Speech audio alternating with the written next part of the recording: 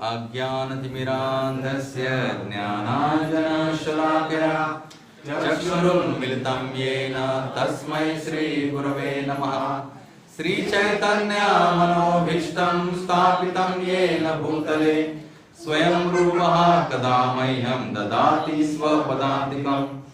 नमो ॐ विष्णुपदाय कृष्णप्रेष्ठाय भूतले श्रीमते भक्तिवेदांत स्वामीति नामिने। नमस्ते सारस्वती देवे गौरवाणी प्रचारिणे निर्विशेषा शून्यवादी पाश्चात्यदेशतारिणे।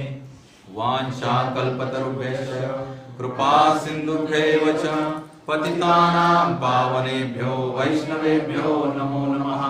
हे कृष्णा करुणा सिन्धो दीनबन्धो जगत्पते गोपेश गोपिका कांत राधा कांत नमोस्तुते।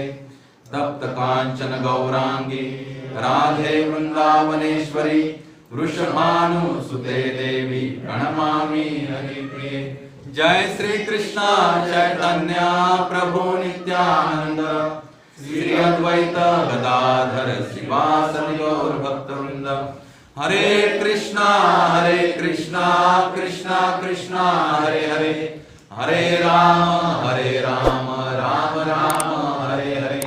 हरे कृष्णा कृष्णा कृष्णा हरे हरे, हरे राम राम राम हरे हरे। हरे कृष्णा कृष्णा कृष्णा हरे हरे, हरे राम राम राम हरे हरे। हरे कृष्ण। तुमचं सर्वांचं स्वागत आहे। मागच्या सोमवारी आपण एक सत्राला सुरुवात केली होती, त्याचं नाव आहे अंबरीश चरित्र, राजा अंबरीश चरित्र। हे एवढं सुंदर आहे चरित्र की त्यांचे भगवंत एवढे निस्सीम भक्त आहेत अंबरीश महाराज की त्यांच्या समोर दुसरा कोणी नाही। आणि त्या सोमवारी पण अभ्यासला होता श्लोक, अहम भक्त पराधीनो ह्य स्वतंत्र इव द्विज साधुभिर्ग्रस्त हृदयो भक्तेर भक्त जनप्रिय। म्हणजे पूर्ण पुरुषोत्तम भगवंत दुर्वास मुनींना काय म्हणतायत की मी पूर्णपणे भक्तांच्या अधीन आहे। खरोखर मी किंचितही स्वतंत्र नाही। माझे भक्त भौतिक वासना शून्य असल्यामुळे मी केवळ त्यांच्याच हृदयांतरी स्थित असतो। माझ्या भक्तांविषयी काय सांगावे, जे माझ्या भक्तांचे भक्त असतात ते देखील मला अत्यंत प्रिय आहे। याच्यावरती आपण खूप सखोल चर्चा केली होती। तर त्याच्यानंतर मी तुम्हाला नभग महाराज आणि नाभाग महाराजांची कथा सांगितली होती। भगवान शंकर यज्ञातला वाटा आणि मग मोठा काळा पुरुष म्हणून आले होते, आठवते का? 15 दिवसात गेलं सगळं वाहून। नभग महाराज, त्यांचे पुत्र नाभाग आणि त्यांचे बंधू, त्यांनी सगळी प्रॉपर्टी हडपली। आणि नभग महाराज कुठे होते? नाभाग कुठे होते? गुरुच्या चरणी होते, गुरुकुलमध्ये। भरपूर वर्ष ब्रह्मचर्य त्यांनी काय केलं, जोपासलं। आणि बऱ्याच वर्षांनी आले, त्यामुळे भावाने काय करून घेतली होती, आपली आपापसात वाटणी करून घेतली होती। आणि वाटणी करून ह्याला सांगितले, आता तुला आमच्याकडे देणार का काही नाही, राहिले शिल्लक वडील, त्यांना तू घे, बरोबर की नाही? वडील म्हणाले हे योग्य नाहीये, पण तू काळजी करू नकोस। केवळ पित्याचा आश्रय आणि पित्याची आज्ञा ऐकल्यामुळे नाभाग महाराजांचं काय झालं, खूप कल्याण झालं, खूप कल्याण। एवढं कल्याण झालं की पित्यानं सांगितलं केवळ तू 2 मंत्र जाऊन म्हण। किती? 2 मंत्र। 2 मंत्रामध्ये त्यांना पूर्ण पृथ्वीचं साम्राज्य भगवान त्यांनी देऊन टाकलं। तर आज आपण त्यानंतर भगवान शंकरांचा आणि त्यांचा संवाद झाला। मग भगवान शंकरांनी पण त्यांना काय दिलं, ब्रह्मविज्ञान प्रदान केलं। आणि त्यानंतर अशा या सुंदर भगवत भक्त नाभाग महाराजांच्या पोटी जन्माला आले कोण आले जन्माला? अंबरीश महाराज। तर आपण आज भागवतम मधून कथा पुढे सुरू करूया। ग्रंथराज श्रीमद भागवतम स्कंद 9 अध्याय चौथा आणि आज आपण सुरुवात करणार आहोत श्लोक क्रमांक 13 पासून. ओम नमो भगवते वासुदेवाय. ओम नमो भगवते वासुदेवाय. ओम नमो भगवते वासुदेवाय. ओम नमो भगवते वासुदेवाय. ओम नमो भगवते वासुदेवाय. ओम नमो भगवते वासुदेवाय. नारायणं नमस्कृत्यं नारायणं नमस्कृत्य नरं चैव नरोत्तमं नरं चैव नरोत्तमं देवीं सरस्वतीं व्यास देवीं सरस्वतीं ततो जयमुदीरये. जयमुदीरये. नष्टप्रायेषु अभद्रेषु नष्टप्रायेषु भद्रेषु नित्यं भागवत सेवया नित्यं भागवत सेवया भगवती उत्तमश्लोके भगवती उत्तमश्लोके भक्तिर्भवति नैष्ठिकी भक्तिर्भवति नैष्ठिकी. कृष्णाय वासुदेवाय कृष्णाय वासुदेवाय देवकी नन्दनाय च देवकी नन्दनाय च नन्दगोपकुमाराय नन्दगोपकुमाराय गोविन्दाय नमो नमः. गोविन्दाय नमो नमः. हरे कृष्णा हरे कृष्णा हरे कृष्णा हरे कृष्णा कृष्ण कृष्ण हरे हरे कृष्ण कृष्ण हरे हरे हरे राम हरे राम हरे राम राम राम हरे हरे राम राम हरे हरे हरे कृष्णा हरे कृष्णा हरे कृष्णा कृष्ण कृष्ण हरे हरे कृष्ण कृष्ण हरे हरे हरे राम हरे राम हरे राम राम राम हरे हरे राम राम हरे हरे हरे कृष्णा हरे कृष्णा हरे कृष्णा कृष्ण कृष्ण हरे हरे कृष्ण कृष्ण हरे हरे हरे राम हरे राम राम राम हरे हरे राम राम हरे हरे.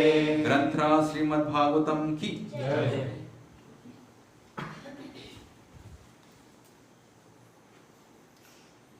ग्रंथराज श्रीमद् भागवतम स्कंद 9 अध्याय 4.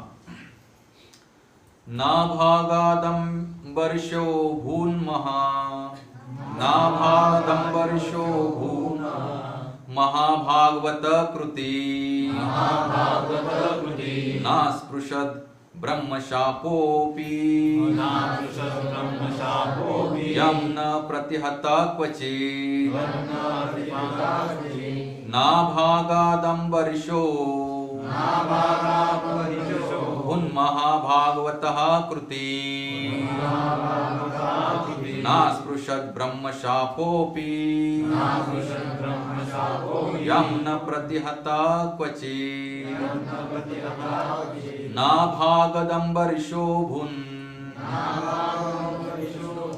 महाभागवतः कृति महाभागवतकृति नास्पृशद् ब्रह्मशापोऽपि नास्पृशद् ब्रह्मशापोऽपि यं न प्रतिहत क्वचित् यं न प्रतिहताकृति.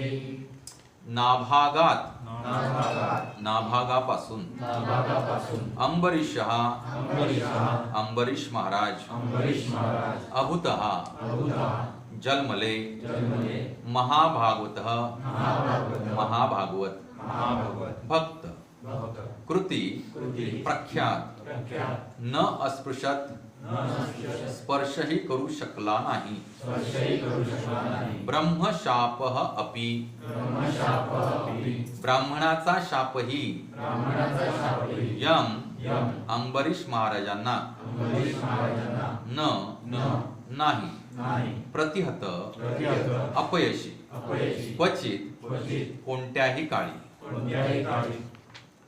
नाभागाद अंबरीषो भून महाभागवतः कृती ना स्पृशद ब्रह्मशापोपी यम न प्रतिहत क्वचित. नाभागापासून म्हणा अंबरीशांचा जन्म झाला. अंबरीश महाराज महान भगवत भक्त होते. त्यांची योग्यता फार मोठी होती. ब्राह्मणांचा शाप कधीही व्यर्थ जात नसतो. परंतु असा शाप लागूनही अंबरीशांना त्या शापाने स्पर्शही केला नाही. कुठे सांगतायत हे? भागवतम मध्ये सांगतायत. भागवतम मध्ये काय सांगतायत? भागवतम मधलं प्रत्येक वचन काय आहे? सत्य वचन आहे, कारण ते पूर्णपणे भगवंत आहे. तर इथं काय सांगतायत? शुकदेव गोस्वामी परीक्षित महाराजांना, परीक्षित महाराज समोर बसले जसे तुम्ही बसलाय, शुकदेव गोस्वामी सांगतायत की ब्राह्मणाचा शाप कधीही व्यर्थ जात नाही. आणि त्याचं ढळढळीत उदाहरण समोर बसलेले आहे. कोण? परीक्षित महाराज. त्यांना ब्राह्मणांना पण दिला नव्हता, ब्राह्मण पुत्रांना श्राप दिला होता. आणि तो ब्राह्मण पुत्राचा श्राप सुद्धा काय झाला? व्यर्थ ठरला नाही. त्यामुळे ब्राह्मणाचा श्राप व्यर्थ ठरला अशी इतिहासात एकही गोष्ट अस्तित्वात नाही. म्हणजे 5000 वर्षापूर्वीची गोष्ट आहे. हरे कृष्ण. तर परीक्षित महाराजांना प्रश्न पडला की असं कोण हे महान व्यक्तिमत्व आहे, असा कोण महान भगवत भक्त आहे? एका वाक्यातच सांगितली कथा. शुकदेव गोस्वामी भागवतम असंच चालतं. शुकदेव गोस्वामी टेस्ट करतात. समोरचा व्यक्ती जो आहे, जो श्रोता आहे, तो व्यवस्थित श्रवण करतोय की नाही, आणि म्हणून ते काय करतात? मध्येच टेस्ट करतात. कथा खूप मोठी आहे, पण त्याने काय सांगितलं?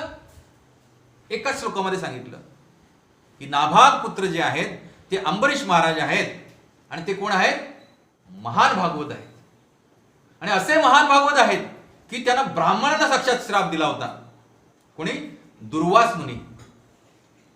दुर्वास मुनी त्यांना श्राप दिला होता. तरीही त्या श्रापाचा त्यांच्यावरती काहीही परिणाम झाला नाही. असं कसं? हा प्रश्न पडला कोणाला? परीक्षित महाराजांना. आणि म्हणून ते आपल्या गुरु महाराज विचारतायत पुढच्या श्लोकामध्ये, श्री राजोवाच, की म्हणतायत हे भगवन अंबरीश महाराज श्रेष्ठ राजर्षी होते. राजामध्ये श्रेष्ठ राजर्षी, राजर्षी, नुसते राजामध्ये श्रेष्ठ नाहीत, राजऋषी. जेव्हा राजा भगवंतांची भक्ती करतो, निस्सीम तपश्चर्या करतो, त्यावेळेला त्याचं प्रमोशन कुठं होतं? राजर्षी, मग ऋषी, मग त्याच्यानंतर मग ब्रह्म ऋषी. असे स्टेप वाईज काय होतं? हरे कृष्ण. तुम्ही दोघांना घेऊन मागे बस आणि तुम्ही सगळे पुढे या. कम फ्रंट. त्यांना मागे जागा असते. हरे कृष्णा कृष्णा कृष्णा हरे हरे, हरे राम राम राम हरे हरे. आणि माऊली तू पुढे बस. इकडे लहान मुलं सेपरेट अंतर ठेवायचं 10 फुटाचं, 2 लहान मुलांमध्ये.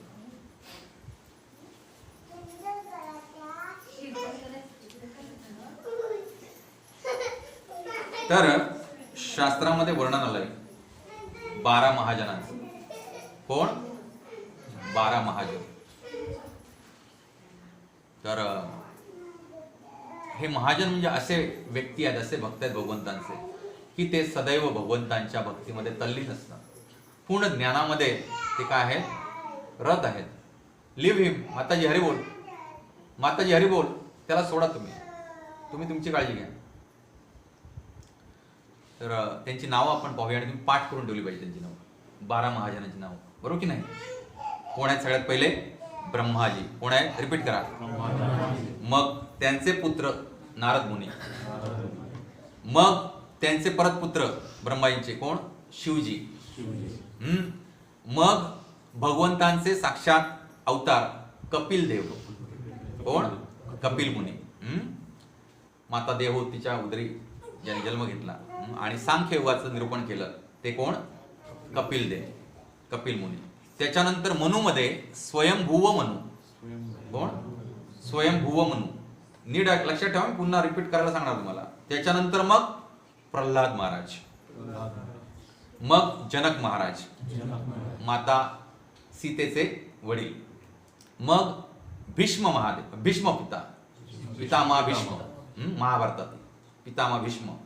त्याच्यानंतर मग बळी महाराज, ज्याने सर्वस्व भगवंताला अर्पण करून टाकलं, सर्वस्वाचा त्याग केला, यात किंचितही काही स्वतःकडे ठेवलं नाही. मग शुकदेव गोस्वामी, ज्यांच्या मुखातनं आपण हे ऐकतोय. कोण? शुकदेव गोस्वामी. आणि ह्या सगळ्या सृष्टीवरती कंट्रोल ठेवणारे, सुव्यवस्था राखण्यासाठी कोणाची आवश्यकता असते? एक डिपार्टमेंट असतं ना, ज्याच्यामध्ये पनिशमेंट दिली जाते. ते नसेल तर सगळे लोक काय झाले असते? पनिशमेंट हा विषय नसता, पोलीस नसते, कोर्ट नसतं, तर मग सगळे लोक, मग ते डिपार्टमेंट कोणाकडे आहे?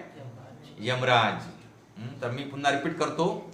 ब्रह्मदेव, नारद मुनी, शुकदेव, कपिल मुनी, स्वयंभुव मनू, प्रल्हाद महाराज, बळी महाराज, त्याच्यानंतर मग शुकदेव गोस्वामी आणि यमराजजी, जनक महाराज आणि पितामहा भीष्म.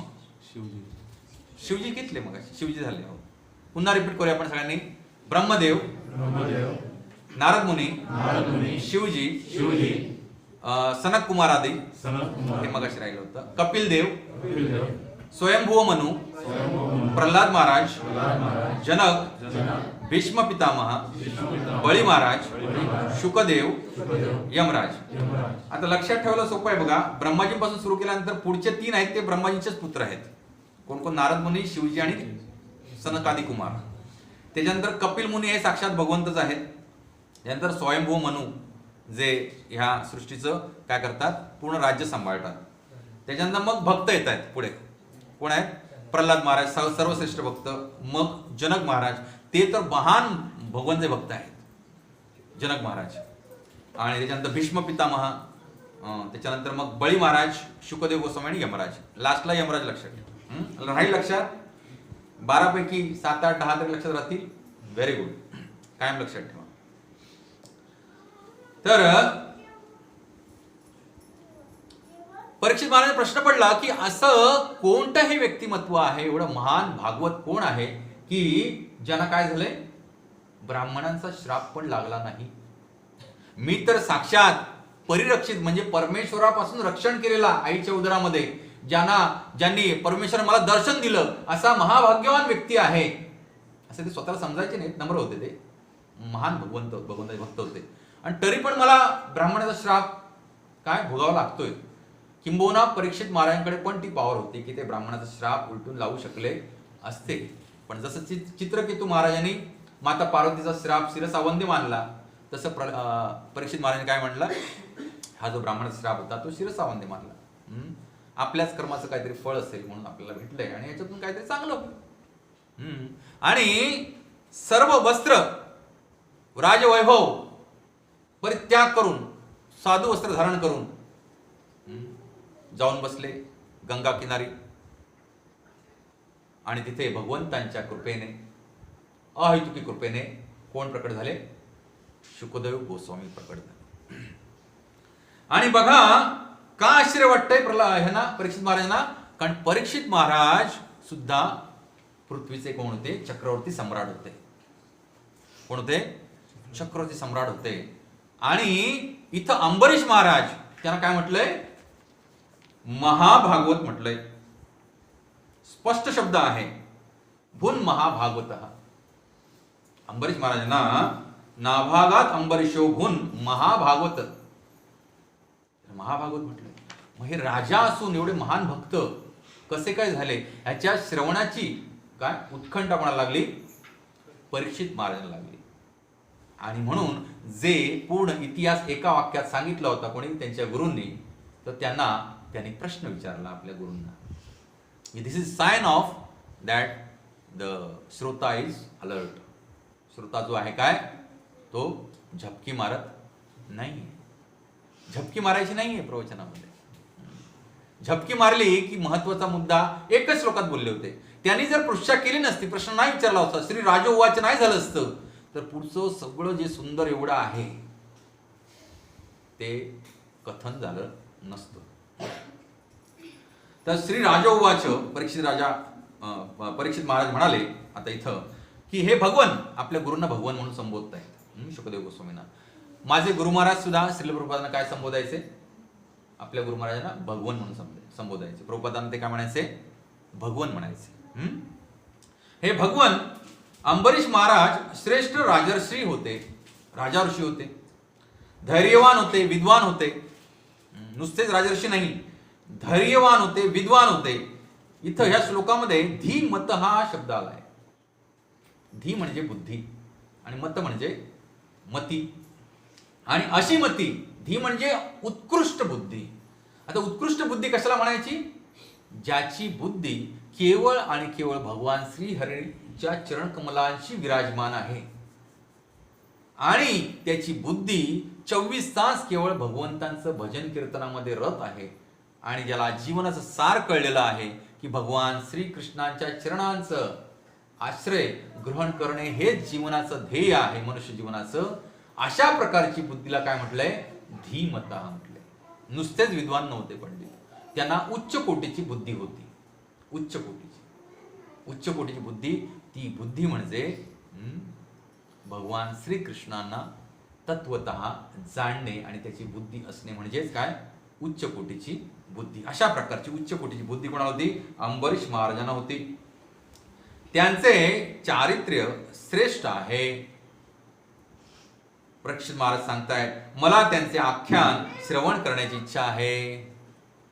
बरोबर की नाही? परीक्षित महाराज काय म्हणते आपल्या गुरूंना? मला त्यांचे पूर्ण आख्यान, पूर्ण इतिहास त्यांचा मला काय करायचा आहे? मला श्रवण करायचा आहे. कधीही निष्फळ ठरणारा, का श्रवण करायचं आहे?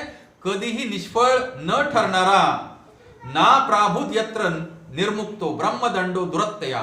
ब्रह्मदंड जो आहे म्हणजे ब्राह्मणांना दिलेला दंड जो आहे तो दुरत्यय असतो, म्हणजे तो कधी उलटून लावता येत नाही, दुर्दम्य असा असतो. न प्राभूत, प्राभूत म्हणजे कार्य करू शकला नाही. कसा काय बरं कार्य करू शकला नाही?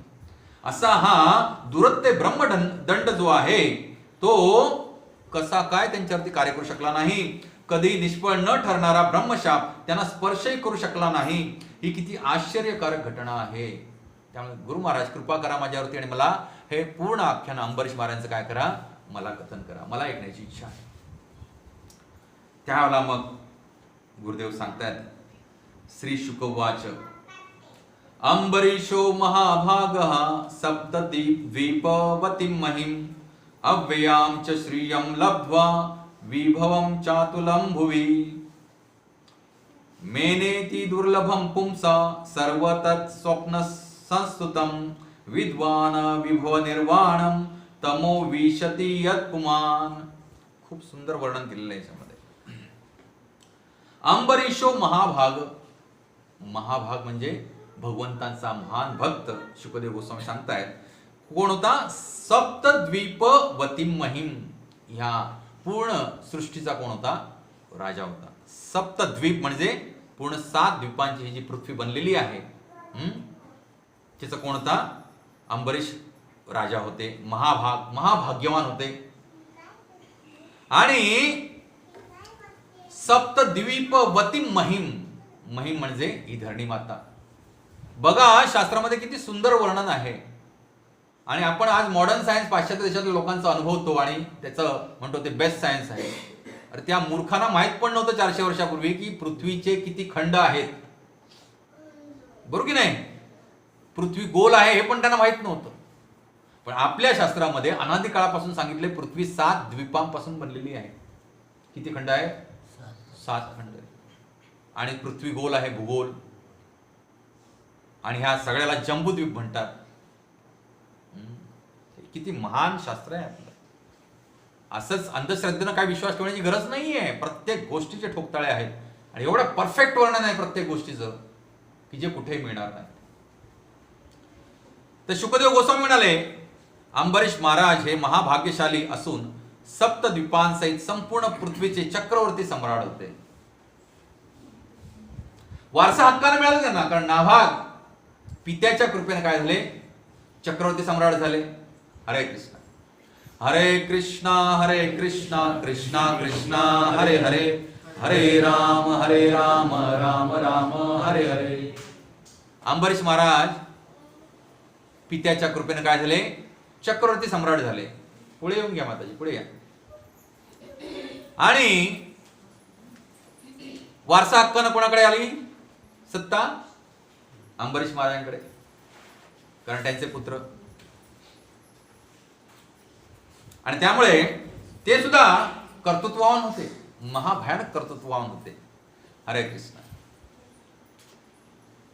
तर ते अखंड अमर्याद संपत्तीचे स्वामी होते, महान भाग्यवान. आणि अशी संपत्ती, काय शब्द आलाय? अव्ययामच श्रियम, ज्याचा कधी व्यय होत नाही अशी संपत्ती. आपल्याकडे संपत्ती असली तर काय होते? यात्रेला गेलो, संपले 50,000 रुपये, बरोबर की नाही? आपल्याकडे संपत्ती खर्च केला की संपते. पण अंबरीश महाराजांकडे संपत्ती कशी होती? प्रत्येक शब्द एवढा सुंदर आहे, अव्ययामच श्रियम. अशी संपत्ती होती अंबरीश महाराजांकडे की ती कितीही खर्च केली तरी यत्किंचितही कमी होत नव्हती. अव्यय अशी संपत्ती. विचार करा, अशी संपत्ती ज्याच्याकडे असेल या कलियुगामध्ये, तो काय काय करेल ते पुढे आलेलं आहे. हे तुम्ही खुश होऊ नका जास्त.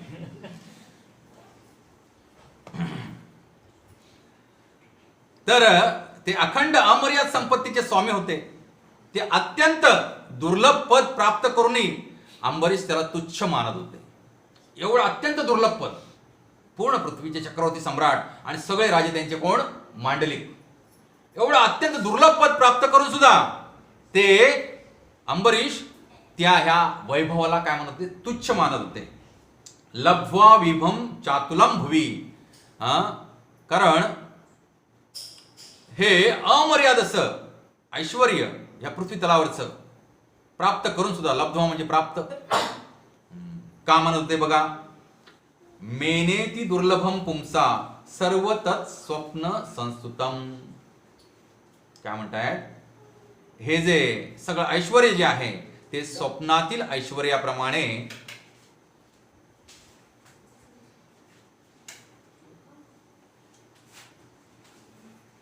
काय करायचंय त्यांचा? फॅन काय करायचंय? हा बंद झाला की तो तिकडचं बटन बंद करा. तू उठून कर ना बाळा. हरे कृष्णा कृष्णा कृष्णा हरे हरे, हरे राम राम राम हरे हरे. का तुच्छ म्हणत होते? एवढ्या सगळ्या पृथ्वीचं सार्वभौमत्व अतिशय तुच्छ मानत होते. कारण ते काय म्हणतायत की हे जे सगळं कारण, हे सर्व ऐश्वर्य भौतिक असून स्वप्नातील ऐश्वर्याप्रमाणे त्याचा कधीतरी नाश होणार आहे. का म्हणतायत? तत् स्वप्न संस्तुतम. स्वप्नामध्ये आपण पाहतो, काय पाहतो? की मी कोण झालोय? अमेरिकेचा राष्ट्राध्यक्ष झालेलो आहे आणि सगळं जग एअरफोर्स 1 मला नेण्यासाठी काय आहे? एअरफोर्स 1 माझं स्वतःचं विमान आहे आणि मी व्हाईट हाऊस मध्ये राहतो. स्वप्नात पाहतो की नाही? मी नरेंद्र मोदी झालो तर, मी सचिन तेंडुलकर झालो तर, मी बिल गेट्स झालो तर, असं स्वप्न पडतात आपल्या रात्री, पडतात की नाही? आणि जेव्हा सकाळी आपण उठतो त्यावेळेला काय असतं? आपण कुठेतरी आपल्या चटईवरती नाही तर बिछाण्यावरती असतो पडलेलो. मग ते स्वप्नात जे पाहिलं आपण ते आपण ऍक्च्युअली अनुभवत असतो की नाही? अनुभवत असतो ना आपण. पण स्वप्न जेव्हा भंग होतं त्यावेळेला काय असतं? आपण वेगळ्या दुनियेत असतो. तसंच हे जे स्वप्न आहे ते असतं 6 ते 8 तासांचं. भक्तांसाठी, अभक्तांसाठी 12 तासाचं असतं. काय बोलतोय मी? अभक्त जे असतात ते आपलं अर्ध आयुष्य झोपण्यामध्ये घालवतात. 24 तासातले 12 तास झोपण्यामध्ये घालवतात. पण भक्त जो असतो, गृहस्थ 50 वर्षाच्या खालचा, त्यानं किती झोप घेतली पाहिजे? 4 ते 6 तास झोप घेतली. किती? 4 ते 6 तास. 6 तास पण नाही, कमी घेतले तरी चालते, काय बिघडत नाही. तर त्या स्वप्नाचा कालावधी असतो समजा आपण धरूया 8 तास. त्या स्वप्नामध्ये आपण अनुभवतो की आपण किंग ऑफ वर्ल्ड झालोय, अंबरीश महाराज झालोय. आज रात्री गेल्यानंतर स्वप्न पडेल मी अंबरीश महाराज झालो आणि मी सगळ्या पृथ्वीचा चक्रवर्ती सम्राट आहे. तर परीक्षित महाराज सांगतात की सकाळी उठल्यानंतर काय असतं, ते ऐश्वर्य सगळं गायब झालेलं असतं, पण ते आपण अनुभवतो. तसंच मनुष्य देह एक काय आहे, स्वप्न आहे. त्याचा कालावधी किती आहे? 100 वर्ष. किती आहे कालावधी? बरोबर की नाही? त्या स्वप्नाचा कालावधी आहे 6 ते 8 तास आणि ह्याचा कालावधी आहे 100 वर्ष. दोघांमध्ये काय फरक आहे का? ते स्वप्नात जेव्हा जागृत अवस्थेत येतो आपण, तेव्हा ते सगळं स्वप्नातलं ऐश्वर्य आपल्याला स्वप्नातच सोडून जावं लागतं. तसंच ह्या स्वप्नामध्ये नरदेहामध्ये आपण जेव्हा हा दुर्लभ मानुष जन्म प्राप्त करतो, त्यावेळेला जे आपण भौतिक ऐश्वर्याची स्वप्न पाहतो किंवा ती आपण प्राप्त करण्याची इच्छा करतो, ह्या सगळ्या गोष्टी आपल्याला स्वप्नवत, जसं स्वप्न भंग झाल्यानंतर सोडाव्या लागतात, तशाच ह्या सगळ्या गोष्टी सोडाव्या लागतात. Why is disturbing so much today?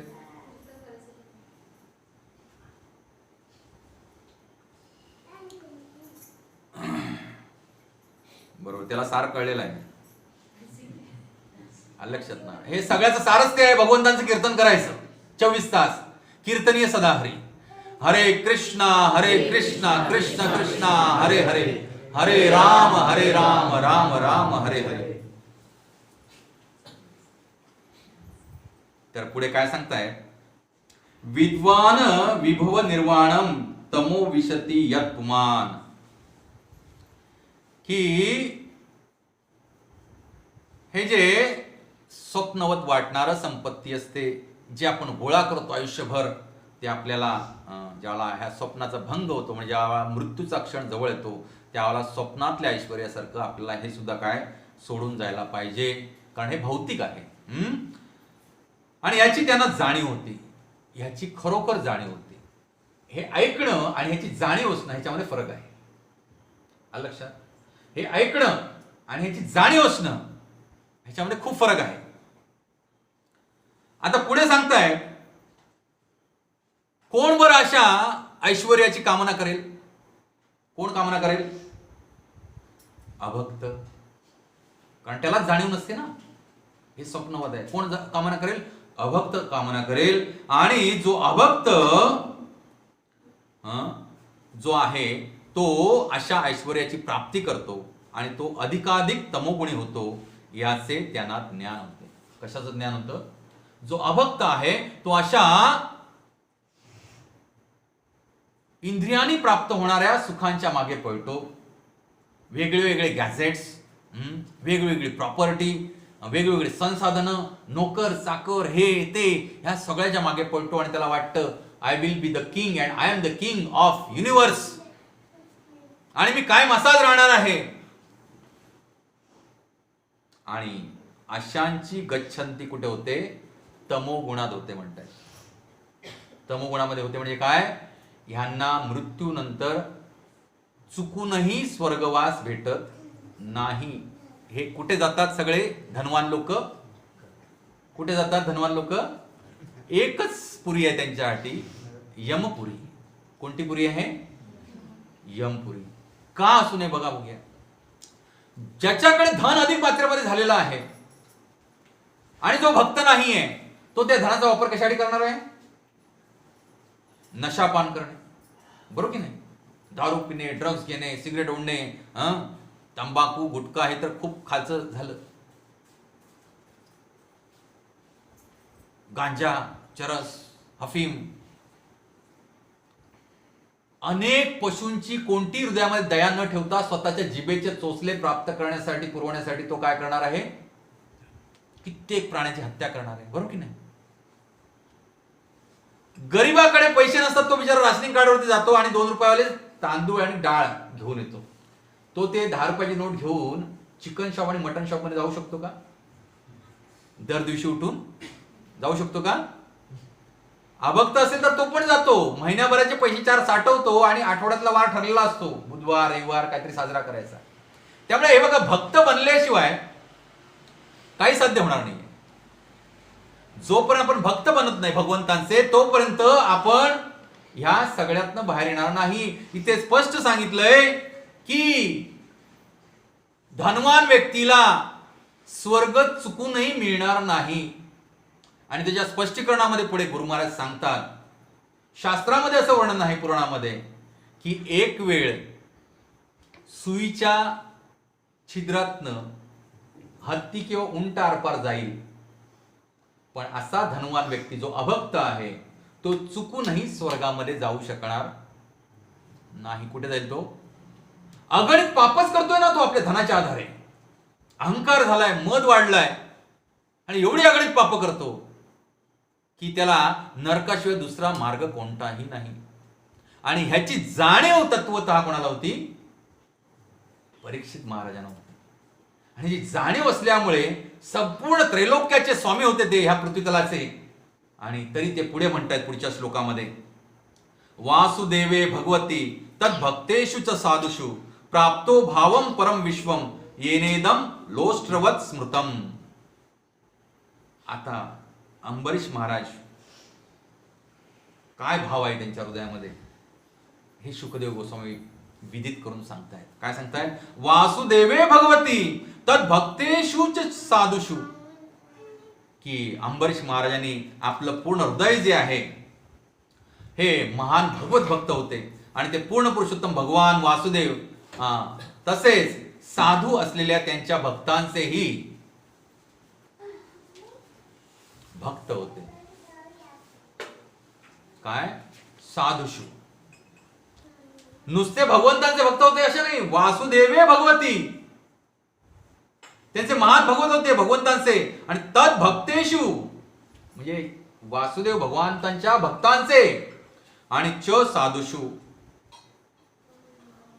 भगवंतांच्या भक्तांचे आणि साधू पुरुषांचे, जे भगवंतांचे निस्सीम भक्त असतात,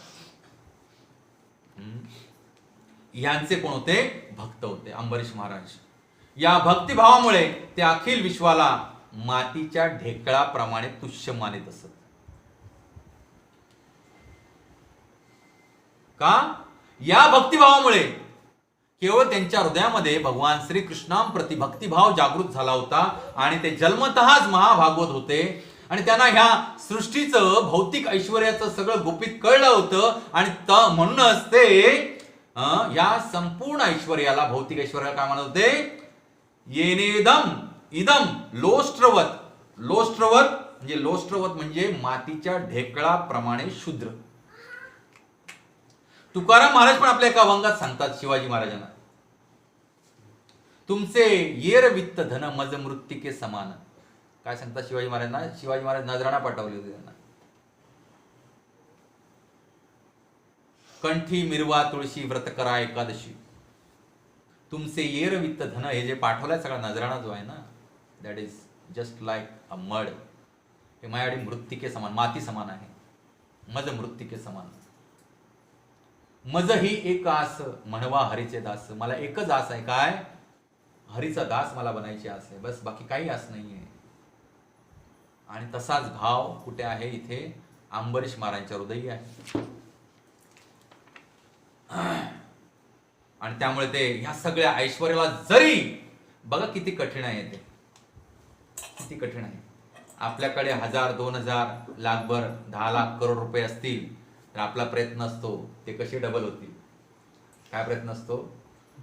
डबल कशी होती, डबल गेम आपण खेळत असतो. पण अंबरीश महाराज म्हणतात काय? हे सगळं ऐश्वर्य संपत्ती काय आहे? माझ्यासाठी केवळ एका मातीच्या ढेकळाप्रमाणे आहे. मातीच्या ढेकळाचा काय उपयोग आहे का हो? एक वेळ पाषाण म्हटलं असतं ना, पाषाण, तर त्याचा काहीतरी उपयोग झाला असता की त्याच्यापासून मूर्ती तरी बनवता येते. पण मातीच्या ढेकळाचा काय उपयोग आहे का? नाही. अशी निरुपयोगी संपत्ती आहे भौतिक ऐश्वर्य. आणि सगळी संसाधनं काय आहेत? सगळी निरुपयोगी आहेत. आणि ती त्याच्यावरची आसक्ती, जसं आपण स्वप्नातल्या गोष्टी स्वप्नात विसरून जातो, तशी ह्याच्यावरती आसक्ती होता कामा नये. पुढे सांगताय की मग हे सगळं त्यांना माहित होतं तर ते पुढे काय करायचे, का ते महाभागवत आहे.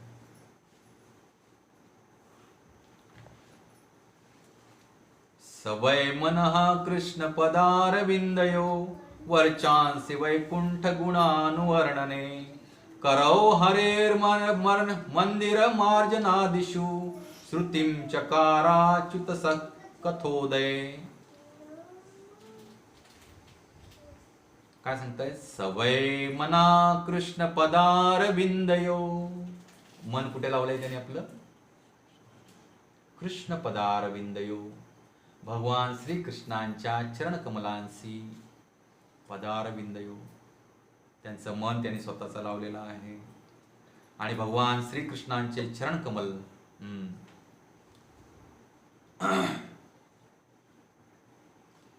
पादपद्म, तसंच भगवंतांचं मुखपद्म, हस्तपद्म, भगवंतांचा पूर्ण देह जो आहे त्याला कमळाची उपमा देण्यात आली आहे. म्हणून भगवंतांचे चरणपद्म म्हणतात, भगवंतांचे पादपद्म, हस्तपद्म, मुखपद्म. तर हे मन कशामध्ये लावलं होतं अंबरीश महाराजांनी. सवय मन, स म्हणजे ते म्हणजे अंबरीश महाराज, वय म्हणजे निश्चित, मनः कृष्ण पदारविंदयो, भगवान श्रीकृष्णांच्या पादपद्मांवरती केंद्रित केलं होतं. केवळ आणि केवळ हृदयामध्ये भगवान श्रीकृष्णांचं चरण कमल धारण करून ते अखंड भगवंतांचं नाम संकीर्तन करण्यात घडून जात असत. हरे कृष्ण कृष्ण कृष्ण हरे हरे, हरे राम राम राम हरे हरे. आणि पुढे काय म्हणताय, वर्चांसी वैकुंठ गुणानुवर्णने. म्हणजे जी वाचा जी आहे, वंचासी, जी वाचा जी आहे ती कशामध्ये रद केली होती त्यांनी, वैकुंठ गुणानुवर्णने. वैकुंठाधिपती जे आहेत भगवान श्रीकृष्ण. आता इथं बघा, हा नवम स्कंद चालू आहे आणि कृष्ण लीला कशामध्ये सांगितली, दशम स्कंदामध्ये. आणि अंबरीश महाराज हे त्याच्यापूर्वी अनादी काळापूर्वी जन्माला आले होते. तरी पण शुकदेव गोस्वामी काय सांगतायत, अंबरीश महाराज कोणाचं भजन करत होते, कृष्ण पदारविंदयो. प्रत्येक गोष्टीतला बारकावा आहे. हे कृष्णच तो भगवान स्वयं हे सगळ्यांना माहिती होतं अनादी काळापासून. 5000 वर्षापूर्वी कृष्ण आले म्हणून भगवान श्रीकृष्ण भगवान आहेत असं नाहीये. भगवान श्रीकृष्ण शाश्वत काळापासून कोण आहेत, अनादिर आदि गोविंद, सर्व कारण करण. ईश्वर परमः कृष्ण सच्चिदानंद विग्रह, अनादिर आदि गोविंद सर्व कारण कारण. भगवान श्रीकृष्ण हे सर्वांचे अधिपती, त्यांच्या आधी कोणी नाही, त्यांच्या नंतरही कोणी होणार नाही असे भगवान आहेत. आणि म्हणून अंबरीश महाराजांनी कोणाच्या चरणांचा आश्रय घेतला, पादपद्माचा, मनाद्वारे. तुम्ही हे 3 श्लोक आहेत, हे 3 श्लोकामध्ये सांगितलंय की परमेश्वराचं भजन कसं करायचं, बरोबर की नाही. भगवंतांचं भजन कसं करायचं ह्या 3 श्लोकामध्ये त्याचा जो विधी आहे, त्याची पद्धती आहे ती वर्णन केलेली आहे, सुंदर.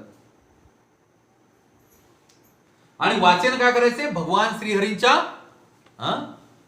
गुणविशेषांचं काय करायचे, वर्णन करायचे.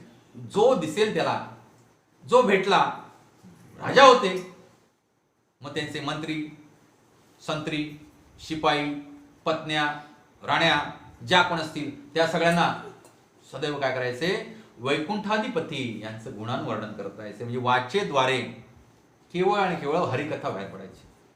आणि अशा व्यक्तीला काय म्हणतात, मुनी म्हणतात. मुनी म्हणजे ज्यानं मौन धारण केलंय. आजकाल तथाकथित साधू मौन धारण करतात, त्याला मौन म्हणत नाहीत. त्या मौनाचा काय उपयोग नाही. मुनी त्यालाच म्हटलं आहे जो भौतिक विषय भोग वासनांच्या गोष्टी करत नाही आणि केवळ भगवान श्रीहरींच्या संबंधी गोष्टी करतो, त्यालाच मुनी म्हटलेलं आहे. कोणाला मुनी म्हटलंय, ज्याच्या मुखात केवळ भगवान श्रीहरींच्या बद्दलच शब्द बाहेर पडतात, अन्य शब्द बाहेर पडत नाही. जसं की एक सुंदर उदाहरण वृंदावनमध्ये आम्हाला महापुरुष पूर्वी सांगत होते की एक साधू आहेत म्हातारे, बाबा पाणी, हरे कृष्णा, बाबा प्रसाद झाला, हरे कृष्णा, बाबा स्नान झालं, हरे कृष्णा, बाबा पूजा झाली, हरे कृष्णा, बाबा फॅन बंद करायचे, हरे कृष्णा, बाबा बटन कुठे, हरे कृष्णा. अनुभवलं मी स्वतः आताच्या या यात्रेमध्ये. आलं लक्षात?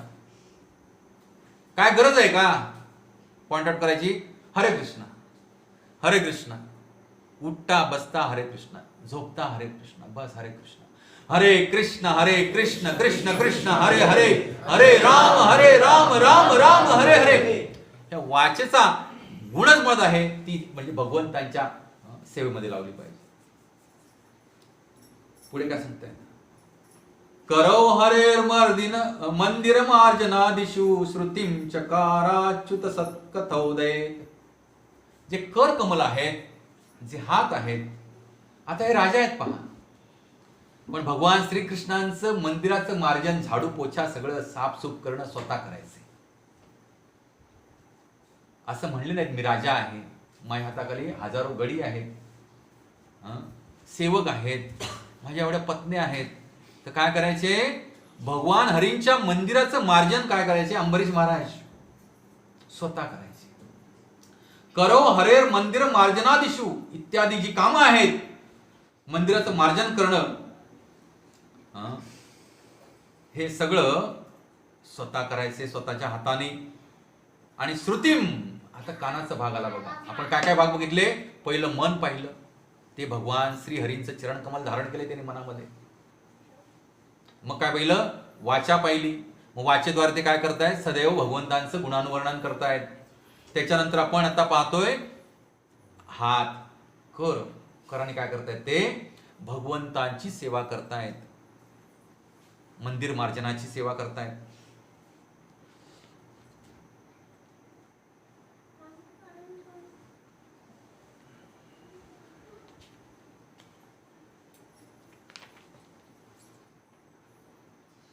तर ह्याच्या अगोदरचा एक सुंदर मुद्दा राहिलाय, तो मी घेतो. जसं की आपण मगाशी बघितलं की हे पूर्ण सृष्टीचं वैभव त्यांना कसं वाटायचं? मातीच्या ढेकळाप्रमाणे वाटायचं. तर माणसाचं कर्तव्य काय असलं पाहिजे ह्या मनुष्य देहामध्ये आल्यानंतर? केवळ आणि केवळ काय? भगवान श्रीहरींचं भजन करण्यासाठी माणसानं वेळ घालवला पाहिजे. कारण तुम्हाला सांगतो, जे आपण जन्म घेतो हा फार मूलभूत सिद्धांत आहे. बऱ्याच भक्तांना पण हा क्लिअर नसतो, पण गुरु महाराजांच्या कृपेने थोडंफार त्याच्यातलं समजलंय, ते तुम्हाला शेअर करतो मी. की आपण म्हणतो की प्रभूजी तुम्ही सांगता, शास्त्रासाठी सांगतात की माणूस जेव्हा जन्माला येतो तेव्हा त्याची कुंडली लिहिलेली असते आणि ती आपण पूर्वजन्मात केलेल्या कर्मानुसार आपल्याला हा देह मिळतो, आपल्याला रंगरूप मिळतं, आपल्याला शिक्षण मिळतं, आपल्याला पत्नी मुलं बाळ मिळतात, आपल्याला घरदार जे काय आहे, प्रॉपर्टी, बँक बॅलन्स, पैसा अडका सगळं मिळतं. बरोबर की नाही? मग त्यासाठी काय विशेष प्रयत्न करा किंवा नका करू, जे विधित आहे ते मिळणार. मग प्रभूजी भक्ती पण आम्हाला अशीच मिळणार, आम्ही का प्रयत्न करावे? बरोबर की नाही? बऱ्याच भक्तांच्या डोक्यात हा विषय येतो की नाही? मला भेटायची असेल तर भक्ती पण मला अशीच मिळेल. तर तसं नाही. पद्मपुराणामध्ये एक सुंदर श्लोक आहे, तस्सैव हेतोः प्रयतेत कोविदो न लभ्यते यत् भ्रमताम उपर्यधः तल्लभ्यते दुःख वदन्यतः सुखम कालेन सर्वत्र गंभीर रमहसा. खूप सुंदर श्लोक आहे. काय सांगते त्याच्यामध्ये? तस्सैव हेतो प्रयतेत कोविदो न लभ्यते यद भ्रमताम उपर्यध. की केवळ आणि केवळ ह्या ब्रह्मांडामध्ये, उपर म्हणजे ऊर्ध्व लोक, ब्रह्मलोक, सत्यलोक, जनलोक, मरलोक, तपलोक, भुवरलोक, स्वर्गलोक इत्यादी, आणि अधो उपर अध, अध म्हणजे पाताळ लोकापर्यंत. तुम्ही कुठेही फिरा, भगवान श्रीहरींचं भजन भक्ती तुम्हाला प्राप्त होणार नाही. परंतु तल्लभ्यते दुःख वदन्यथा सुखम कालेन सर्वत्र गंभीर रमसा. की हे जे सुख आणि दुःख जे आहे, ज्याला भौतिक सुख आणि दुःख आपण म्हणतो, ते ह्या सगळ्या 14 भुवनामध्ये कुठेही गेलात तरी तुम्हाला भेटेल. तुमच्या पूर्वकर्मानुसार, तुमच्या मागच्या अनंत जन्मांचं जे सार आहे, परिपाक आहे, त्याचं फळ म्हणून तुम्हाला काय भौतिक सुख दुःख ऐश्वर्य सगळे मिळतील, पण तुम्हाला भक्ती मिळणार नाही. कारण भौतिक सुख दुःख ऐश्वर्य जी आहेत ते कोणाचा परिपाक आहे? आपण जी काय पुण्य कर्म करतो आणि जी काय पाप कर्म करतो त्याचा परिपाक आहे. बरोबर आहे? आणि मग भक्ती कशामध्ये येते हो? सांगा बघूया. भगवद्गीता कोर्स अटेंड केलाय तुम्ही? भक्ती कोणत्या कर्मामध्ये येते? अकर्मामध्ये येते. भक्ती कशामध्ये येते? अकर्मामध्ये येते. त्यामुळे तुमच्या मागच्या अनंत जन्मातली किती तुमचा पुण्य संचय असला तरी भक्ती भेटेल याची गॅरंटी आहे का? नाही. भक्ती भेटण्यासाठी तुम्हाला व्यक्तिशः प्रयत्न करावे लागतील. भक्ती अशीच तुम्हाला भेटणार नाही. हा मुद्दा तुम्ही नीट समजून घ्या. तुम्ही म्हणाल माझ्या पूर्वजन्माचं फळ म्हणून मला जसं हे मिळते तसं भक्ती पण मला भेटेल. तर भक्ती प्रयत्नपूर्वक आपल्याला काय करावी लागेल? त्याच्यासाठी खूप तपश्चर्या करावी लागेल. बाकी सगळ्या गोष्टी तुम्ही यत्किंचित झोपून जर राहिलेत अहोरात्र तरी काही नुकसान होणार नाही. तुम्हाला जे भेटायचे ते भेटणार गॅरंटीड. पण भक्ती झोपून भेटणार नाही. भक्तीसाठी आपल्याला प्रयत्न करावे लागतील यत्किंचित. आणि भक्तीसाठी प्रयत्न करावे लागतील म्हणजे काय? ह्या शरीराला थोडा त्रास द्यावा लागेल की नाही? हे आळसावलेलं शरीर आहे. आळशी माणसाला काही साध्य होणार नाहीये. आळशी माणसाला काही साध्य होणार नाही. ना या भौतिक जगातली सुख प्राप्त होणार आहे, ना भगवत भक्ती प्राप्त होणार आहे. तर भक्ती प्राप्त करण्यासाठी आपल्याला आपल्या जीवनाची घडी अशी बसवावी लागेल की आपण ब्रह्ममुहूर्तावरती जागे होऊन भगवंतांच्या नामरूप गुणलीलांचं काय केलं पाहिजे? ध्यान केलं पाहिजे आणि त्या ब्रह्ममुहूर्तावरती नामसाधना केली पाहिजे. हरे कृष्णा कृष्ण कृष्ण हरे हरे, हरे राम राम राम हरे हरे. त्याआधी रात्री लवकर झोपलं पाहिजे. आता ह्याचं महत्व जाणून घ्यायचं असेल तर कालचा जो लेक्चर आहे प्रवचन ते YouTube आपल्या चॅनलवरती टाकलेलं आहे. ते तुम्ही सगळ्यांनी ध्यानपूर्वक बघा. का ब्रह्ममुहूर्तावरच्या साधनेचं महात्म्य सांगितलेलं गेलेलं आहे. अहो मी त्याच्यामध्ये टाईप केलं होतं की ते तुम्हाला फिजिकल, मेंटल अँड स्पिरिच्युअल काय देईल? आनंद प्राप्त करेल. जे सांगितलं होतं की नाही? ह्याचे साक्षीदार माझ्यासमोर बसलेले आहेत, श्रीमान राजेश गेले प्रभू.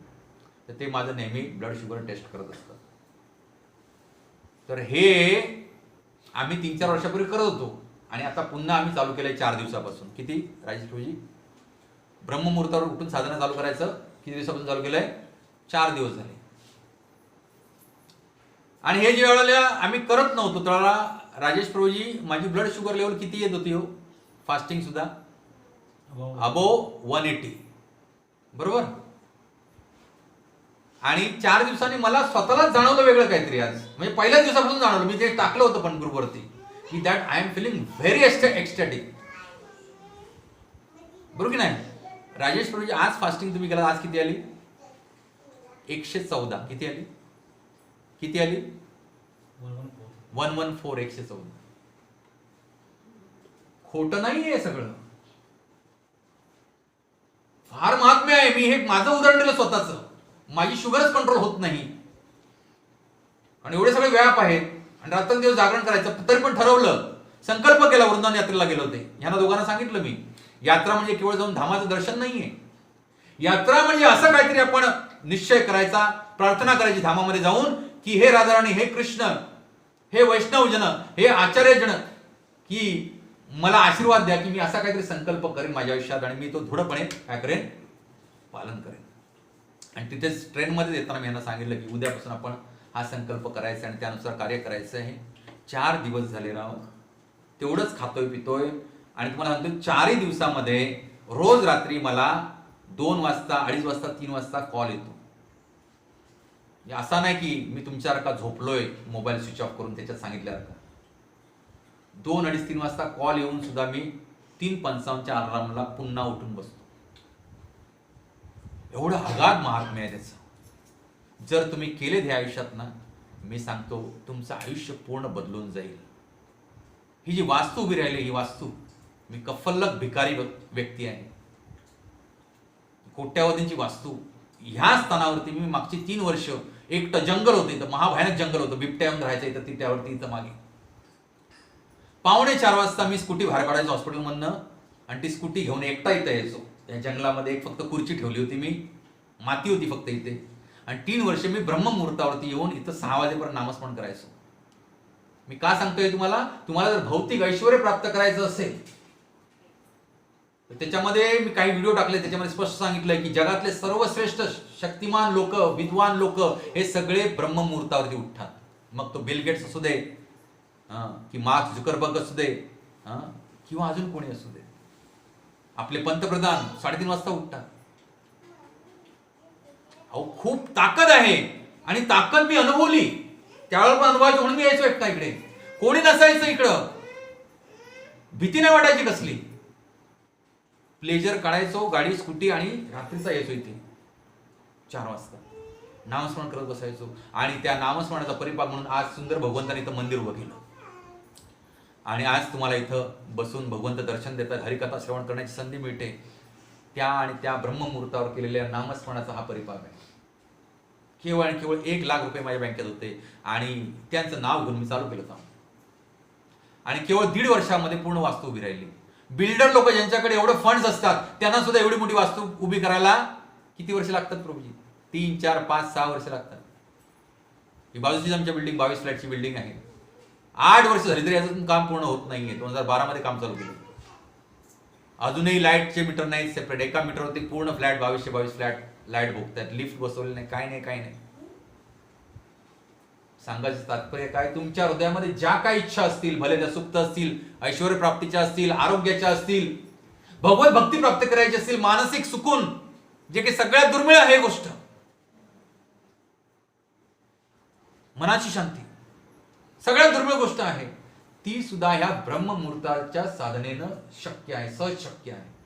अशक्य काही गोष्ट नाहीये. त्यामुळे तुम्ही सगळ्यांनी आळस झटकून टाका. सगळ्यांनी आळस झटकून टाका. आणि तुम्ही कोणी असा, कुठेही असा, पहाटे 4 वाजता तुम्ही उठून तुमची नामसाधना चालू करा. तुम्हाला, आणि ती नामसाधना कुठे करा?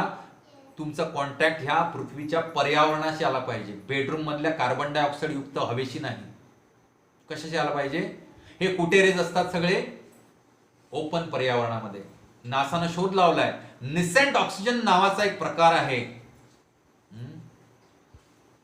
की जो फ्री रॅडिकल्स, जे काही शरीरामध्ये जे टॉक्सिक्स तयार होतात ते सगळं नष्ट करायचं काम करून करतो निसेंट ऑक्सिजन. आणि हा निसेंट ऑक्सिजनचं प्रमाण ह्या ब्रह्ममुहूर्तावरती 41% असतं. किती? 41%. आणि नॉर्मल दिवसभर किती असतं? 19%. त्यामुळे तुमच्या शरीराच्या सगळ्या व्याधी निघून जातील.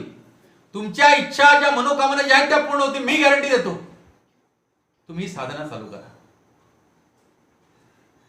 हरे कृष्णा कृष्ण कृष्ण हरे हरे, हरे राम राम राम हरे हरे. मी सांगतो म्हणून आजपासून जाऊन केवळ 4 दिवस चालू करा आणि मला फोन करून सांगा. And you can join in that group. काही तुम्हाला करायचं नाही. सकाळी उठलात, ब्रश करायचं, फक्त कोणालाही डिस्टर्ब करायचं नाही घरामध्ये. कारण तुम्ही घरामध्ये कोणाला डिस्टर्ब केला तर ते तुम्हाला शिव्या श्राप देतील. आणि त्यामुळे काय होईल? घरातलं कॉन्शियसनेस बिघडेल, त्या ब्रह्मांडाचा कॉन्शियसनेस बिघडेल. कारण ब्रह्मांडाचा कॉन्शियस बिघडतो कधी माहितीये? ज्यावेळेला मनुष्य प्राणी उठतो 6:30, 7, 8, 9, हळूहळू ते रेज वाढायला सुरुवात होते. जसे मोबाईलच्या ध्वनिलहरी येतात ना, तसं ज्याला हे कलियुगातील प्रोडक्शन जेव्हा उठतं, जागं होतं, तेव्हा त्यांच्या हृदयातले जे पापमय इच्छा आकांक्षा आहेत, कारण सगळे अभक्तच आहेत. ह्या पृथ्वी तलावरती भक्त शोधून सापडणार नाहीये, फार दुर्मिळ आहे. सहस्त्रावधीमध्ये एखादा भगवंतांना जाण्याची इच्छा करतो, म्हणजे 999 लोकांना तर भगवंतांबद्दल जाण्याची इच्छा पण नाहीये. मग त्यांना कशाची इच्छा आहे? आहार निद्रा भयमैथुनमच, कसं मिळेल मला खायला प्यायला चांगलं मिळेल, झोपायला कसं मिळेल, मस्त मजा करायला कशी मिळेल, इंद्रिय सुख कसं भेटेल, आणि मी माझं स्वतः संरक्षण आणि कुटुंबाचं संरक्षण कसं करू, एवढाच त्याच्या हृदयामध्ये विषय असणार आहे. आणि एवढा विषय तो घेऊन जेव्हा तो उठतो त्यावेळेला त्याच्या मनामध्ये एवढे विकार असतात, ते सगळे विकार त्याचे जागृत अवस्थेमध्ये येतात. जसं स्वप्न संपल्यानंतर आपण काय होतो, जागृत अवस्थेत, तसे सगळे, आणि ते सगळे त्याच्या मनाच्या विकाराच्या लहरी, निगेटिव्ह लहरी कुठे संचारतात? या पृथ्वीच्या वायुमंडलामध्ये संचारतात. आणि देन तुम्ही साधना करायचा प्रयत्न केला तर ती माळ संपत नाही. पण ब्रह्ममुहूर्तावर जर तुम्ही उठून साधना केलीत तर तुमची माळ जी आहे, तुमचे 16 माळांचं जप मी सांगतो, मी गॅरंटी लिहून देतो, तुमचं 1.5 तासामध्ये संपेल. किती? आणि तो पण क्वालिटी, असा आनंद येईल तुम्हाला, क्वालिटी 1.5 तासामध्ये, फारच तर 1 तास 40 मिनिटं ध्यानपूर्वक. फक्त काय करायचं, बेडरूम मधनं उठायचं, ब्रश करायचं, कोणालाही डिस्टर्ब करायचं नाही, पाणी पिणी तापवायच्या भानगडीत पडायचं नाही, कारण ते तापवायला लागलात की भांडी वाजणार, मग त्यांची भांडी वाजणार. आयदर मनानं श्राप देतील, मुखानं श्राप देतील. बायको असेल तर मुखानं देईल, बाकीचे ऍटलीस्ट मनानं जर देतील, कारण बायकोचा अधिकार सगळ्यात जास्त असतो ना, बरोबर ना? मी चुकीचं बोलत असेल तर चुकीचं बोलतो म्हणून सांगा. सगळ्यात जास्त आपल्याला डोस देणारी कोण व्यक्ती असेल तर ती आपली बायको, आणि बायकोसाठी तिचा नवरा. इट्स व्हायस वर्सा, असं एक मार्ग नाहीये ते. त्यामुळे तुम्हाला इच्छा झाली ब्रह्ममुहूर्ताची साधना करायची, गप उठायचं, ब्रश करायचं, हातपाय धुवायचे, आणि घराच्या बाहेर जाऊन बसायचं, पूर्व दिशेला किंवा उत्तर दिशेला तोंड करून. कारण ह्या पूर्व दिशा आणि उत्तर दिशा ह्या दैवी दिशा आहेत, आणि दक्षिण आणि पश्चिम जे आहे ते पाप दिशा आहेत. ईशान्य दिशा म्हणतो ना आपण, उपदिशा. ईशान्य, ईश म्हणजे भगवंत कुठे असते? ही उत्तर आहे, ही पूर्व आहे, याच्यामध्ये इकडे 45 डिग्री मध्ये ईशान्य दिशा असते. त्यामुळे पूर्व किंवा उत्तरेला काय करा, तुमचं तोंड करून भक्ती भजन आपण नाही केलं तर काय आहे पुढच्या भगवद्गीतेतल्या श्लोकामध्ये 8व्या अध्यायातला 16वा श्लोक, आ ब्रह्म भुवनालोका पुनरावर्तिनोर्जुन माम उपेत तु कौंतेय पुनर्जन्म न विद्यते. जर आपण परमेश्वराचं भजन नाही केलं तर काय, आ ब्रह्म भुवनालोका, तुम्ही सुखाच्या शोधामध्ये, ऐहिक सुखाच्या, या देहानं प्राप्त होणाऱ्या सुखाच्या शोधामध्ये तुम्ही कुठेही फिरा, ब्रह्मलोकात जावा, स्वर्गलोकात जावा, पाताळात जावा, कुठेही जावा, आ ब्रह्म भुवनालोका, कुठेही गेलात तरी पुन्हा जन्म घ्यावा लागणार. पुनरावर्तिनोर्जुन, हे अर्जुना, पुन्हा पुन्हा जन्म घ्यावा लागणार आहे, मार्गच नाहीये दुसरा. जर आपण भक्ती नाही स्वीकारली आणि अशा प्रकारे भक्ती नाही केली तर आ ब्रह्म भुवनालोका पुनरावर्तिनोर्जुन. पुढे सांगतात माम उपेत्य तो कौंतेय पुनर्जन्म न विद्यते. जो कोणी माम उपेत्य म्हणजे माझं शरण ग्रहण करतो, भगवान श्रीहरींचं शरण जो ग्रहण करतो त्याला पुन्हा जन्म घ्यावा लागत नाही. अन्यथा तुम्ही स्वतःच्या प्रयत्नानं किती ऐश्वर्यशाली बनण्याचा प्रयत्न करा, तुम्हाला मुक्ती मिळणार नाही, मेल्यानंतर सुद्धा आणि जिवंतपणी सुद्धा. कारण मुक्तीची व्याख्या काय हो? हृदयामध्ये यत्किंचितही तणाव अनुभव न करणे म्हणजे मुक्ती. बरोबर आहे का? मी व्याख्या सांगितली ती बरोबर आहे का? हृदयामध्ये यत्किंचितही तीळ मात्र तणाव स्थिती अनुभव न करणे म्हणजे काय आहे? मुक्ती आहे. आणि जर आपण भगवत भक्ती नाही केली तर अशा प्रकारची तणावमुक्त अवस्था आपण अनुभवू शकतो का? नाही अनुभवू शकतो, पॉसिबलच नाहीये. तर गुरु महाराज पुढे सांगतायत, आता तुम्ही सगळे भक्तीला लागलाय म्हणून सांगतो. गुरु महाराज सांगतायत की ह्या भक्तीमध्ये हे युद्ध आहे, इथं कधी आळस चालणार नाही. सुंदर उदाहरण देतात गुरु महाराज त्याच्यामध्ये की त्रिदंडी संन्यासी ज्यांना त्या दंडाचा भार व्हायला 10-15 वर्ष, आणि संन्यासी म्हणून समाजामध्ये जगामध्ये मिरवतोय, प्लेननं फिरतोय इकडून तिकडे प्रचार कार्यामध्ये, आणि काय झाला समजला आता की तुम्ही आता सिद्ध झालो, आता मला नामस्मरण जप कशाला करायला पाहिजे, आता मंगल आरतीला कशाला जायला पाहिजे. तर 10-15 वर्षांनी उसका सॅफरन उजला हो जाता है. काय शब्द वापरलाय? उजला म्हणजे काय? संन्यास वस्त्र सोडून त्याला द्यावे लागतात. असं पतन होतं त्याचं. पुन्हा तो सफेदवरती येतो. सॅफ्रन म्हणजे भगवी वस्त्र. संन्यासी काय घालतात? वस्त्र भगवी वस्त्र घालतात, बरोबर की नाही? त्रिदंडी संन्यासाकडे दंड असतो असा. त्या दंडाचा भार व्हायला 10-15 वर्ष, पण नाम जप आणि मंगल आरती विसरला. म्हणजेच भक्ती भजनची जी प्रोसेस आहे, जी इथं अंबरीश महाराज करतायत, ती प्रोसेस विसरला.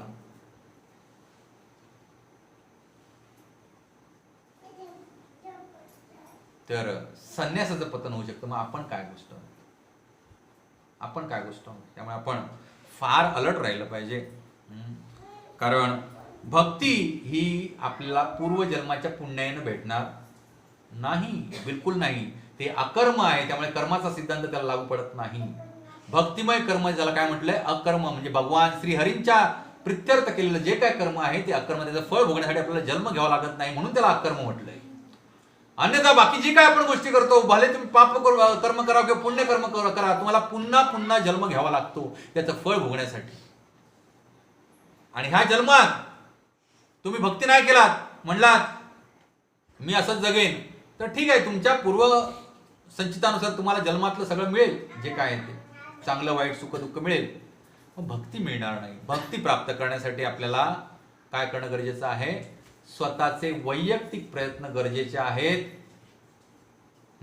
आणि ते वैयक्तिक प्रयत्न करताना वासुदेवे भगवती तत् भक्तेषु च साधुषु कोणाचा आश्रय घेणं गरजेचं आहे? भगवान श्रीहरींच्या विग्रहांचा आश्रय घेणं गरजेचं आहे, त्यांच्या भक्तांचा आश्रय घेण्याचं गरजेचं आहे, आणि साधू पुरुषांचा आश्रय घेणं गरजेचं आहे. कारण हेच भक्ती देऊ शकतात. भगवंत भक्ती देऊ शकत नाहीत जीवाला.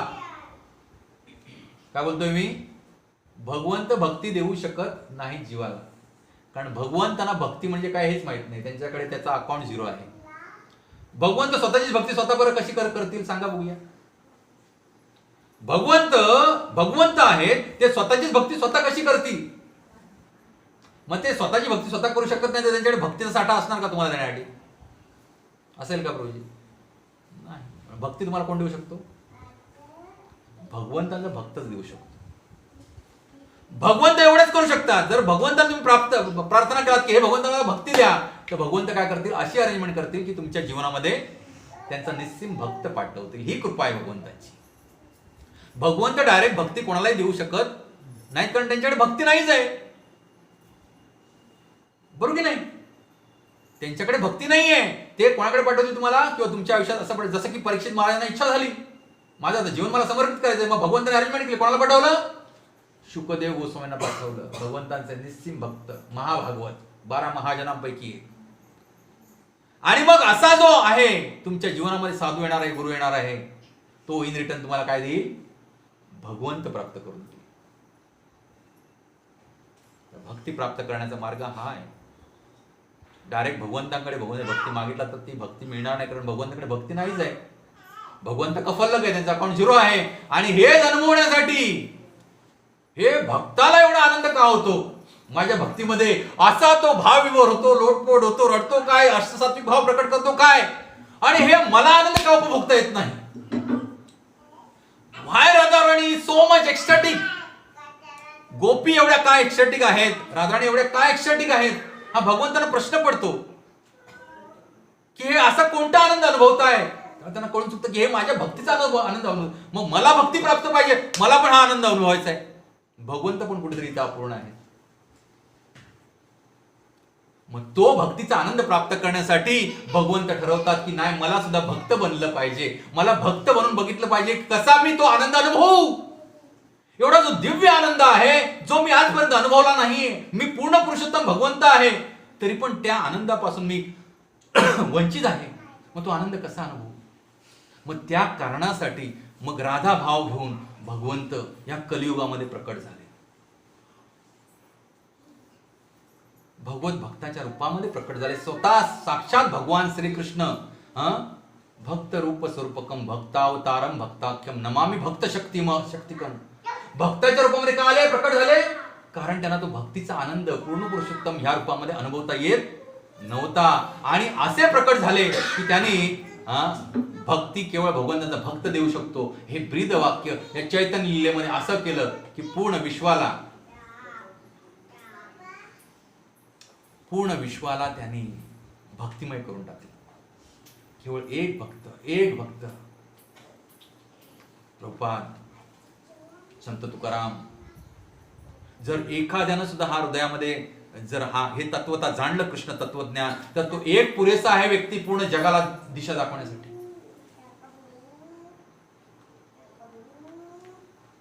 आणि प्रभुपादांनी असं अरेंजमेंट केलेले की प्रभुपादांनी अशी अरेंजमेंट केली की इथं येणारा जो इस्कॉनमध्ये जो येणार आहे प्रत्येक जीव जो आहे तो असा विशुद्ध भक्त बनू शकतो. आणि ज्याला असे विशुद्ध भक्तांच्या पंट्या ज्या आहेत, आपण दिवाळीला पंटी लावतो ना, तर पंटी लावतो त्याच्या खाली अंधार असतो, बरोबर की नाही? बाकी सगळे प्रकाश येते पण पंटी खाली काय असतो? अंधार असतो. पण ज्यावेळेला असे विशुद्ध भक्त प्रभुपादांच्या कृपेनं सगळीकडे तयार होतील त्यावेळेला काय होतील? हजारो लाखो पंट्या लागतील. तुम्ही विचार करा, ह्याच रूम मध्ये एक पंटी लावली तर त्या पंटी खाली काय असेल? अंधार असेल. पण इथंच समजा एक शेकडो पंट्या लावल्या तर एका तरी पंटी खाली अंधार राहील का? राहील का? त्या पंटीचा प्रकाश ह्या पंटीच्या खालील जो अंधार आहे तो नष्ट करून टाकेल की नाही? सगळं उज्ज्वल होऊन जाईल. त्यामुळे असा विचार पण चालणार नाही कोणतरी एक भक्त झाला तर जगाला चालेल नाही. तुम्हाला प्रत्येकाला असा निश्चित भक्त बनायचं आहे, त्याच्यासाठी थोडी तपश्चर्या करायची आहे, काय अवघड नाही. आणि या तपश्चर्यामध्ये एवढे लाभ आहेत. काय काय लाभ आहेत? शारीरिक लाभ आहेत, मानसिक लाभ आहेत, आर्थिक लाभ आहेत, आध्यात्मिक लाभ आहेत. अजून काय पाहिजे हो तुम्हाला? सगळ्या प्रकारचे लाभ ह्या एका केवळ साधनेमध्ये आहेत, भगवंताच्या भक्तीमध्ये आहे. मग अजून काय पाहिजे आयुष्यामध्ये जगण्यासाठी? हा विचार करा. आपण ज्या सुखाच्या मागे पळतोय ते सुख जे आहे ते हे सुख आहे, त्याला परम सुख म्हटलंय. कारण इथलं यत्किंचित सुख जे आहे ते क्षणभंगूर आहे, आत्ता आहे उद्या नाही. आणि अशा सुखाच्या मागे पळण्यात काही महत्व नाही. तर हे अंबरीश महाराजांना कळून चुकलं होतं. आणि म्हणून अंबरीश महाराज काय करत होते? आपल्या स्वतःच्या हाताने राजा असून, त्रैलोक्याधिपती सम्राट असून स्वतःच्या हातानं मंदिराचं मार्जन करायचे, मंदिर धुवायचे, पोछा करायचे, झाडू मारायचे, उष्टी खरकटी भक्तांची उचलायचे, भगवंतांचा साज शृंगार करायचे, त्यांच्यासाठी फुलं तोडून आणायचे, त्यांच्यासाठी वेणी गुंफायचे. हे सगळं अंबरीश महाराज स्वतः करायचे. श्रुतीम चकाराच्युत सत्कथोदय. आणि काय करायचे? कानाने काय करायचे? अच्युत भगवंत, चकारात अच्युतो, अच्युत भगवंतांची कथा श्रवण करायचे. म्हणजेच काय करायचे? साधू संग करायचे. त्यांच्याकडे तर सगळे ऋषी महर्षी ब्राह्मण वैष्णव येतच असायचे. त्या प्रत्येकाला सेवा करायची. ते तद्विधी प्रणिपातेना परिप्रश्न सेवया, प्रत्येकाची मनपूर्वक सेवा करायचे. आणि त्यांना सांगायचे की सांगा की मला थोडं भगवान श्रीहरीविषयी सांगा. असं म्हणायचे नाही ही कथा मी मागे ऐकली होती, आता मला परत कशाला ऐकायची? असा नाही कधी भाव चालत भक्तामध्ये. कारण भगवंत नित्य नूतन आहेत आणि भगवंतांची हरिकथा